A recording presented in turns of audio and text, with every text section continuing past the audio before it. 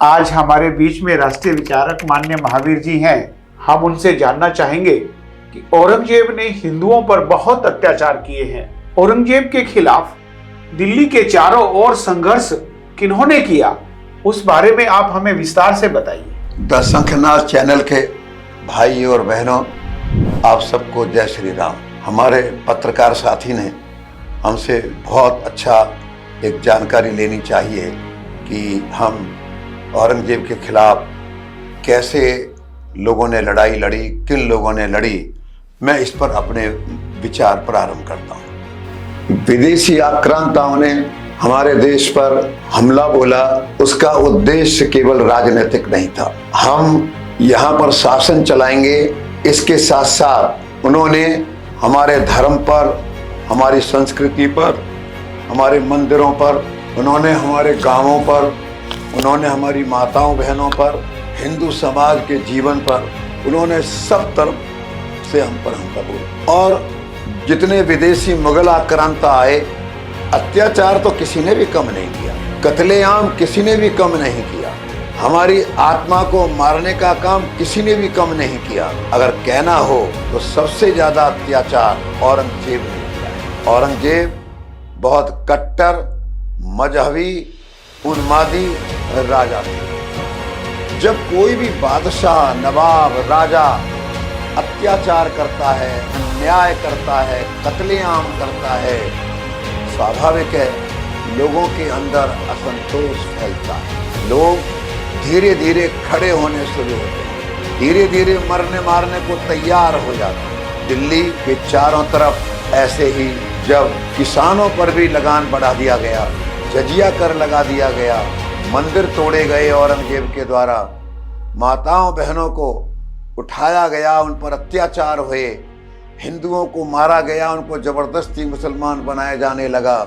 इसके खिलाफ दिल्ली के चारों ओर तिलपत के जागीरदार गोकला जाट खड़े हो गए। किसान थे, जागीरदार थे, सब चीजों को देखकर उनके मन में गुस्सा था। इतने अत्याचार, इतने अन्याय नहीं, हम लोग सहन नहीं करेंगे। उन्होंने अपने लोगों को संगठित किया, हथियारों का प्रशिक्षण दिया, उनको एक प्रकार से सेना में बदला और उन्होंने अत्याचार करने वाले मुगल सैनिकों को टक्कर देनी प्रारंभ की, संघर्ष करना प्रारंभ किया। ऐसे ही उस समय मथुरा का सूबेदार था अब्दुल नबी खां। हिंदुओं को आदमी समझता ही नहीं था, पर हद तो तब हो गई जब उसने मथुरा के केशव देव मंदिर को मिट्टी में मिला दिया और वहीं पर उसने मस्जिद खड़ी कर दी। कितना बड़ा अत्याचार था। इनको बहुत गुस्सा आया सारा देख करके और उन्होंने उनके साथ लड़ाई लड़ी, युद्ध किया, अब्दुल नबी खां को मौत के घाट उतार दिया। औरंगजेब को पता लगा तुम्हारा सेनापति, तुम्हारा सूबेदार इस गोकला जाट ने मौत के घाट उतार दिया है। औरंगजेब खुद एक बड़ी सेना लेकर के लड़ने के लिए चला।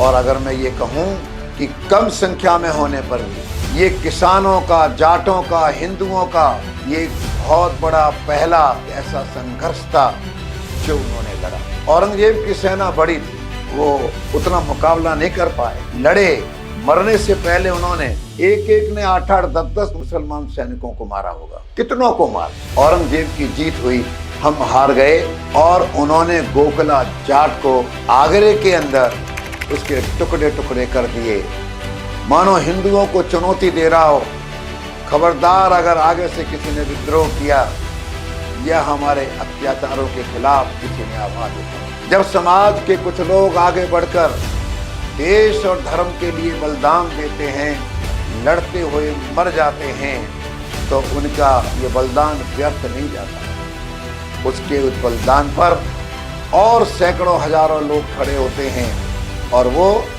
लड़ने मरने को तैयार हो जाते। ये गोकला जाट का बलिदान व्यर्थ नहीं गया। उनके साथ लड़ने वाले हमारे जाट वीर और हिंदू वीरों का बलिदान व्यर्थ नहीं गया।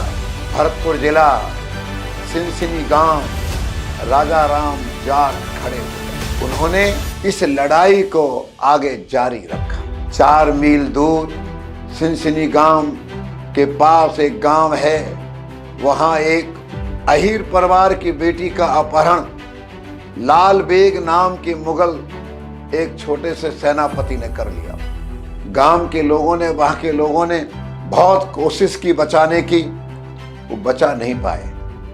परंतु जब राजा राम जाट को पता लगा, राजा राम जाट उस अहीर की बेटी को बिल्कुल दुल्हन थी, शादी करके आई थी, अभी बचाने के लिए चल पड़े और उन्होंने लाल बेग को मार करके वापस आ गए। आगे और लड़ाई हुई राजा राम जाट की, और उन्होंने अगर खां नाम के और एक मुगल सेनापति को मौत के घाट उतार दिया। ये वही राजा राम थे जिन्होंने आगे बढ़कर जो आगरा के पास सिकंदरा में, जहां पर अकबर को दफनाया गया, उसकी आंतों को निकाला, उसकी कब्र को तोड़ा और निकाल करके उन्होंने उनकी आंतों को जला दिया। ये सब बातें जो है जब औरंगजेब को पता लगी, उसको भी गुस्सा आया और उसने एक सेना भेजी लड़ने के लिए। अपने पोते बेदार बख्त को भेजा औरंगजेब ने लड़ने के लिए। लड़ाई हुई दोनों तरफ से, उनकी सेना बहुत ज्यादा थी। एक गोली आकर के इनको लगी, राजा राम जी को, और इनका जीवन भी समाप्त हो गया। इस लड़ाई में हमारे कई हजार जाट और हिंदू सैनिक लड़ते हुए बलिदान हो गए। राजा राम जी जाट के बाद ये जो बलिदानों का सिलसिला चल पड़ा, उनके भाई चूड़ामन बहुत बुद्धिमान, बहुत चतुर, बहुत समझदार। इस समय तक औरंगजेब की मृत्यु हो चुकी थी, अव्यवस्था फैल चुकी थी और मुगल सत्ता धीरे धीरे करके कमजोर हो रही। तो उन्होंने एक अपनी सेना सजा करके, अपने लोग मुसलमानों के अंदर भी, उनके दरबार में भी अपने जासूस जो खुफिया जानकारी ला करके देते रहे, ये एक एक बात की जानकारी मुगल दरबार की रखते थे।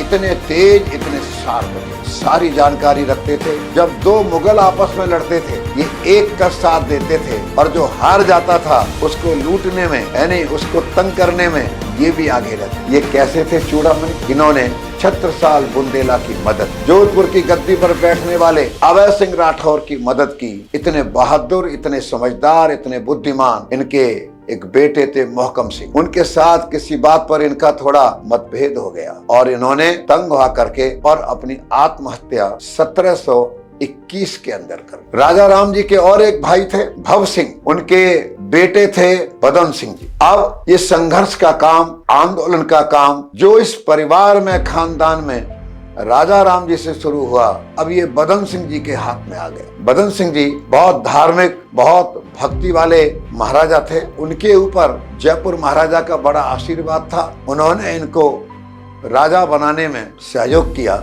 और इधर दिल्ली की सल्तनत में भी इनको एक प्रकार से जाटों का मुखिया मान लिया। बदन सिंह जी का समय थोड़ा थोड़ा किले, महल, बाग, मंदिर ये बनवाने में थोड़ा समय लगा। आगे चल करके जब बदन सिंह जी की आंखों की रोशनी में थोड़ा फर्क पड़ा, थोड़े बीमार हो गए, तो इन्होंने शासन सूत्र महाराजा सूरजमल जी को संभाल दिए और 1756 में इनका स्वर्गवास हो गया।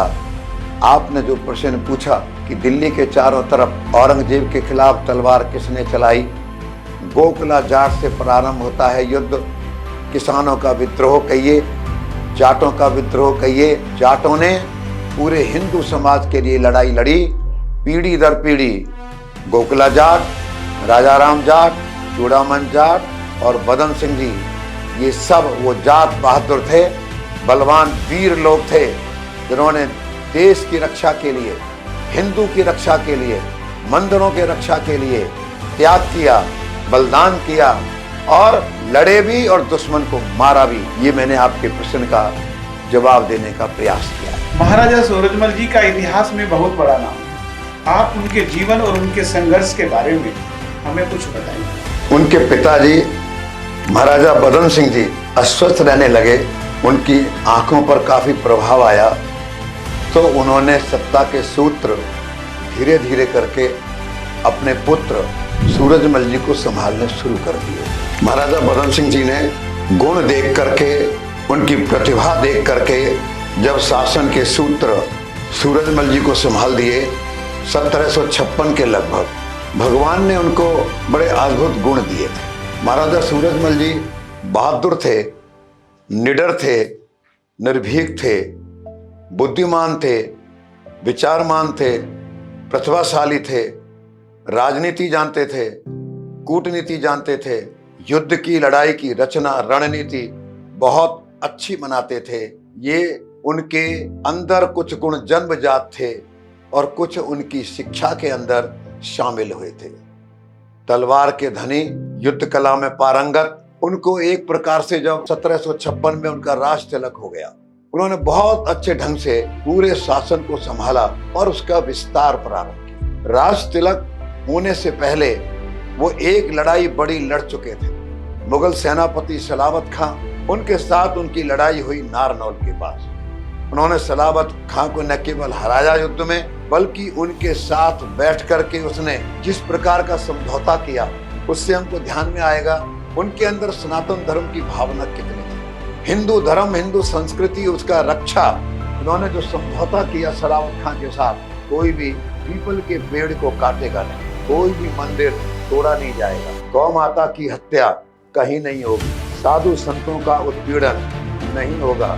इस प्रकार से उन्होंने सलावत खां के साथ इस प्रकार से शर्तें रखी कि आपको ये माननी पड़ेगी सब। और अब महाराजा सूरजमल जी का काम शासन संबंधी प्रारंभ हुआ। उन्होंने सबसे पहले अपनी सेना को और बढ़ाया, नौजवानों की भर्ती की, उनका ट्रेनिंग, उनका प्रशिक्षण प्रारंभ किया, हथियारों को इकट्ठा करना शुरू किया, गोला बारूद का निर्माण शुरू किया। वो जानते थे हमारा इस सिंहासन पर बैठना ये इतना आसान नहीं है, हमको बहुत संकटों से सामना करना पड़ेगा। फिर मेरे राज्य के अंदर मथुरा भी है, वृंदावन भी है, नंदगांव भी है, बरसाना भी है और पवित्र गोवर्धन भी है। ये सब भगवान कृष्ण से जुड़े हुए। और वो महाराजा सूरजमल जी अपने आप को सिलसिलेवार जाट, फौजदार जाट, अपने आप को यदुवंशी जाट भी मानता है, भगवान कृष्ण का वंशज भी मानता है। अगर हमको कभी बिरला मंदिर में जाने का अवसर मिले, आप देखेंगे वहाँ के क्षत्रियों के अंदर जो उन्होंने 2 बार हमला बोला है, उन्होंने और उनके बेटे महाराजा जवाहर सिंह ने मंदिर के अंदर पेंटिंग के द्वारा दिल्ली पर हमला दिखाया गया और उसी मंदिर में महाराजा सूरजमल जी का स्टैचू भी लगा है। उस स्टैचू पर क्या लिखा है? ये महाराजा सूरजमल, भरतपुर के महाराजा, जाट महाराजा, ब्रज केसरी, हिंदू हृदय सम्राट, ये भगवान कृष्ण के यदुवंश के अंदर इतनी भी पीढ़ी के अंदर उनका जन्म हुआ। ये उस स्तंभ में भी लिखा हुआ है। इस प्रकार उनके ऊपर जिम्मेदारी आई और उन्होंने लड़ने की युद्ध की तैयारी प्रारंभ। चारों तरफ देश में क्या हो रहा है, दिल्ली में क्या हो रहा है, उनका खुफिया विभाग भी बहुत अच्छा था, उनको चारों तरफ की जानकारी देता रहता था। उनके मन में भारत माता और हिंदुत्व की भावना कितनी थी। एक राजाओं की बैठक बुलाई गई, उसके अंदर चित्तौड़ के महाराणा राज सिंह भी आए, उसके अंदर अपने पड़ोस के और भी राजा आए और उन सब ने मिलकर के तय किया इस इस्लाम की सत्ता को उखाड़ फेंकेंगे और यहाँ पर राम राज लाएंगे, इसको हिंदू राष्ट्र बनाएंगे, हिंदू राज लाएंगे और सिंहासन पर किसको बिठाएंगे, कौन देश का नेतृत्व करेगा? महाराणा प्रताप का वंश और खानदान, इसका त्याग और बलिदान। हम महाराणा प्रताप के जो भी वंशज होंगे इस समय, हम उनको ला करके इस गद्दी पर बिठाएंगे। महाराजा सूरजमल जी के विचार कैसे थे? उनके सामने ब्रज केसरी या हिंदू केसरी शब्द ऐसे नहीं लगता। उनके मन में कितनी पीड़ा थी अपने धर्म के लिए, आगे चल करके हमको ध्यान में आएगा। 1756 के अंदर अहमद शाह अब्दाली नादिर शाह की मृत्यु के बाद और एक मुस्लिम आक्रांता बनकर अफगानिस्तान से चलता है भारत पर हमला करने के